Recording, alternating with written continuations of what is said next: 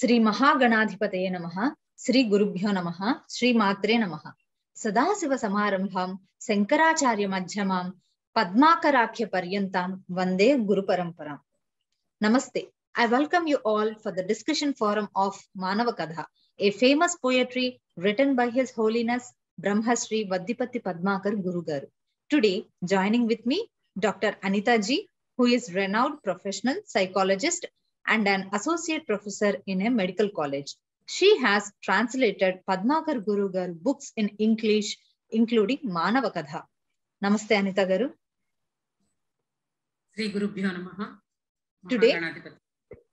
Today we will discuss the third story, the history of Sudhakara. So, in the last two sessions, we have already discussed Pushkara Charitra, Bhikshuka Charitra. So, in this session, we are going to discuss the third story, the history of Sudhakara. So, can you please explain us briefly how Lakshmi Devi and Yogi conversation has started, and what is the history of Sudhakara? Who is Sudhakara all about? Okay. Actually, Lakshmi Devi want to continue the stories to the sage. So she says that by taking the evil money, the money which is being earned through sins or by cheating someone, by taking that, you will get lots of sins on your present life. Correct. So when she uses this word, immediately the sage asks, what is the story behind it? Can you elaborate the story? She says that the Sudhakara story is all about receiving money unknowingly, that is sinful money, unknowingly he receives some money and he has to bear the consequences of taking that money. The sage asks to tell the whole story. Then Goddess Lakshmi starts telling the story. Actually, Sudhakara is a very good poet and he is a very humble person. He follows all the rituals and all the virtues. So he is such a good poet that people started calling him Sudhakara. Sudhakara is sun rays of sun. Oh, okay.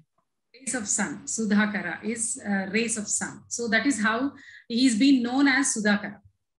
Actually, even the goddess Lakshmi never says the original name of Sudhakara. So the whole story runs on the name of Sudhakara. Oh, nice, nice. The story. Yeah. So as you just said, Sudhakara is a great scholar and a poet and who follows Sanatana Dharma. So we believe that doing friendship with sinful person is itself is a not a good act. So why he received money from that kind of a person? What made him to do that? Actually, Sudhakara has two best friends. Okay. One is Vastrudu, the other is Venkateshu. So both of them, he always treated them as his besties. He always used to give them money and vehicles, what he used. He never showed the difference between his personal things and their things. He was very close with them. So due to the effect of Kali, so one person enters into their life whose name was Kamasundari. So, he is a sinful person, evil person. He is very sweet at words. He can manipulate people. He wants his things to be done by hook or crook. He does everything.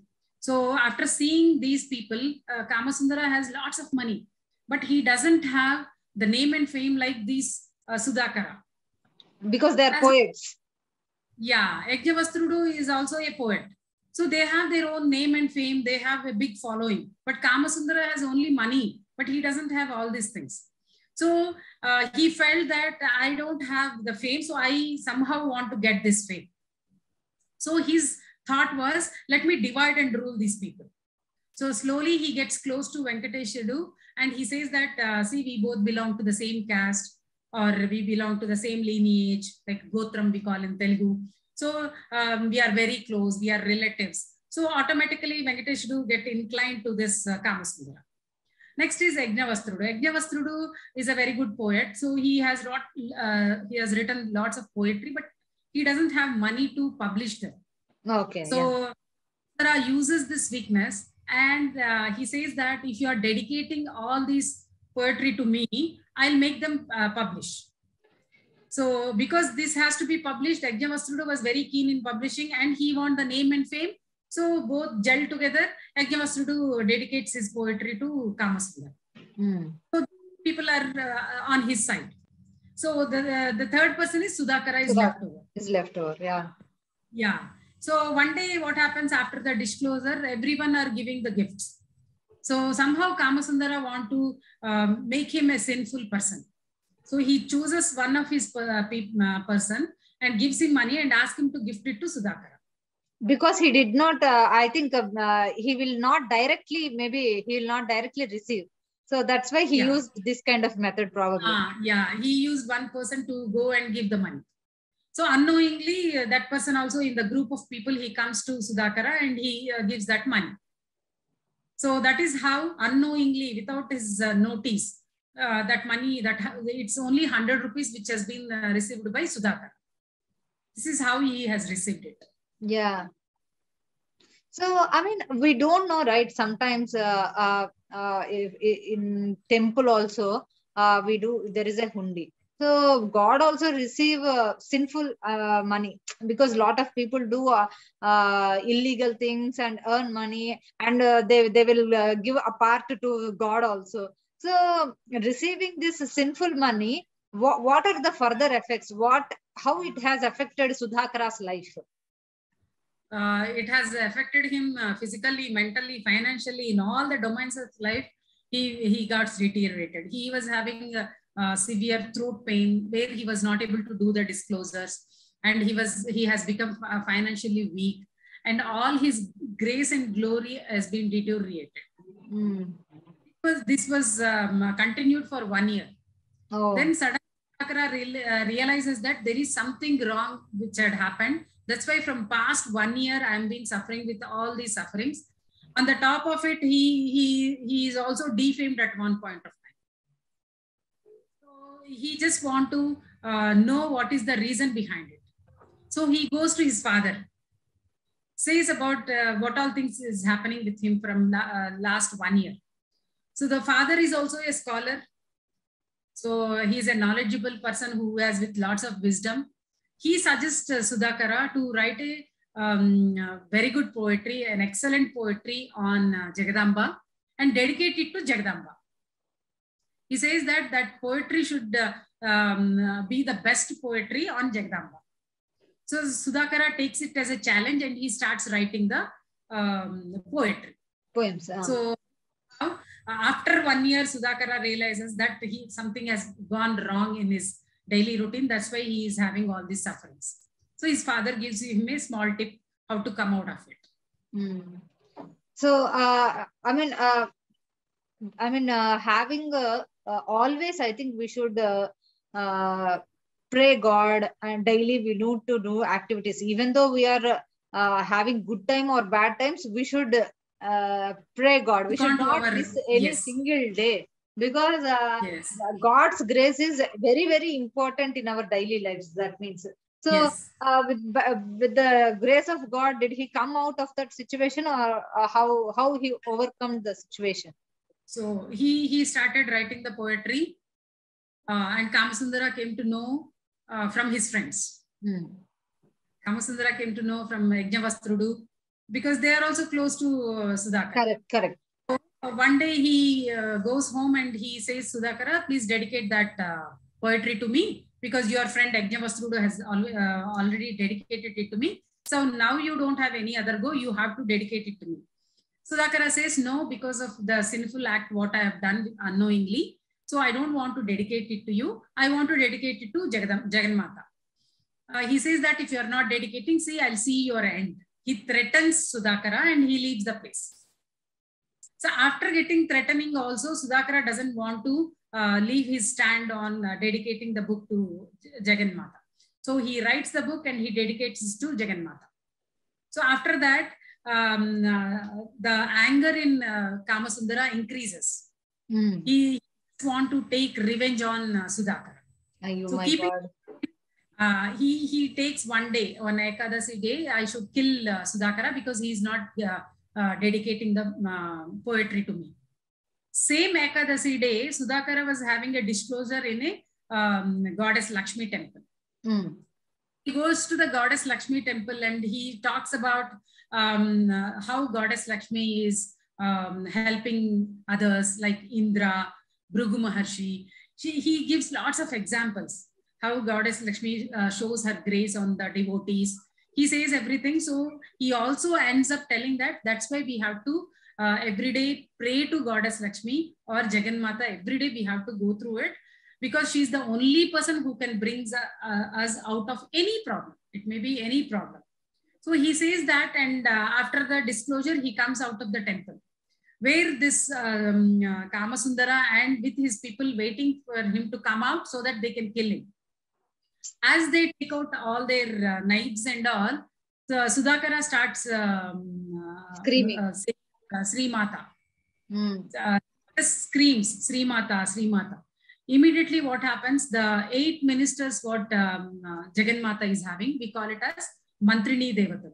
All of them stands in the sky, but they are invisible. Invisible more, yeah. Invisible. A oracle sound comes from the sky telling that you cannot kill my devotee. We are there to help him out. And immediately all the people who came to kill him will be, what do you say, they'll die there itself. Yeah. So all the Mantrini Devata kill all these people who has come to kill Sudhakara. That time, goddess Lakshmi comes in front of him and says that from now onwards, you be careful. Don't be close with any sinful people, and be careful about your own safety and self-regard. And this is how she preaches him certain things and she leaves that. This is what the story of Sudhakara. So how come Sudhakara, have he settled in life after that? Yeah. After that, Sudhakara with his disciples, he settled down in Kasi.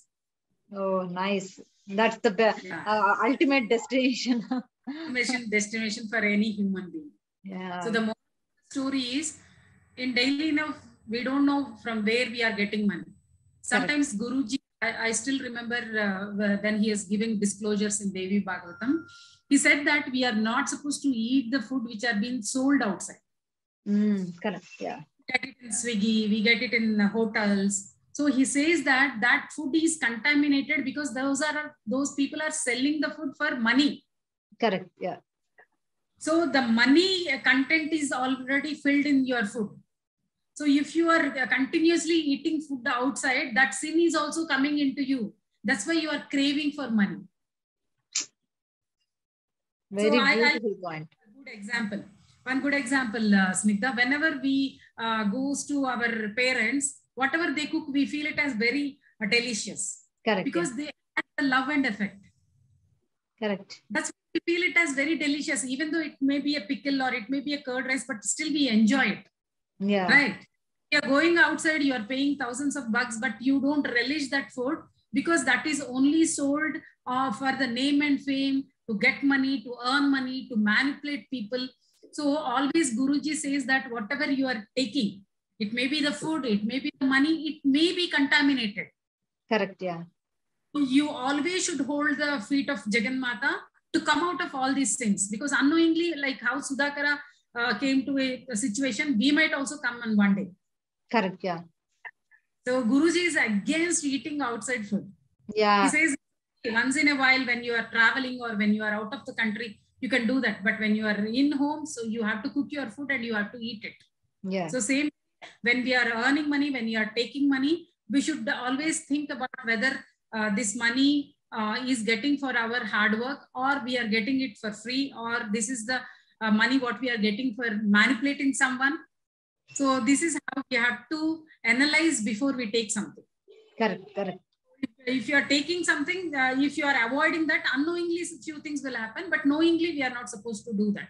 Yeah. That is what Kara stories moral is. Beautiful, beautiful. Sometimes you quoted the example of a mother. We can remember how our mother prepares each dish. We remember the taste, but when we go outside, we can't remember the taste also. As you said, we can't relish the dishes. So mother prepares with love. They prepare, so they are thinking some other thing. The chefs, I don't know with what thoughts they will cook and intentions. all. Intentions. Yeah, their intentions may be something cruel or something. They may be angry position, or they may be very sad because someone died at their home and they're still here and cooking. Working, yeah. It's also coming into our psyche. So we have to be very careful. Yeah, very, very careful. Yeah, unknowingly, if you are taking something, you have to be very careful. Think twice before you receive something. That is what Guruji says. Yeah, I think these always touching the feet and praying the God. Somehow, if we have received money unknowingly, we don't know. I mean, someone gives the money in Tambulam also. Someone gives just 2 rupees or something. Because in this story we have discussed very less amount. For the very less amount itself, Sudhakara has suffered for 1 year with the financial crisis or with the health effects or something. But if even though we receive 2 rupees or 10 rupees in Tambulam, when we go to others' house, we have to make sure that whoever house we are going, are they real devotees, or they are doing for name and fame. Some people do festivals for name and fame also. See how grand we are celebrating the festivals and all. So we have to choose where we are going also. So that is also very absolutely. That is true. That is true. With whom we are talking, what kind of people they are, whether they are manipulative, whether they are having lots of anger. All these things also psychologically also it comes. Every week I'll give a psychology exam. Because the brain has the habit of modeling. For example, I'm continuously blinking my eyes, automatically you'll also blink. I'm yawning, you also yawn. So there are mirror neurons in brain. So you of wisdom. So you also acquire the wisdom. So you are to people, you will also get that because your mirror neurons starts working. Mirror neurons is what others are doing. They just observe it and they just get into us. This is how the mirror, they just imitate the other people. So when mirror neurons are very active, what are the other persons does, we also do. So we have to be careful with whom we are, what kind of topics we are talking, what kind of subjects we are discussing, whether it is useful for our spiritual life, whether it is not useful for our spiritual life, whether we are gossiping on others, because Guruji is against gossiping on the devotees. He says that the sand under their foot is more valuable than praying the God. True. There are so many models we can search in the story. You have said in the psychological way also, like how we can do the things. I mean, as you said, sometimes we try to imitate others. Sometimes if they have done festival in a grand way, another day we also think that, we should invite them and we also do. I mean, why we are doing will be lost. The purpose of it will be lost. It will be like for name and fame. So I mean, you really said a beautiful point also. Also sometimes you see in this story also, Yagnavastra and Venkatesha easily got influenced to Kamasundara. Because I mean, getting influenced also, with whom we are getting influenced also, it's very important. Getting influenced to positive persons will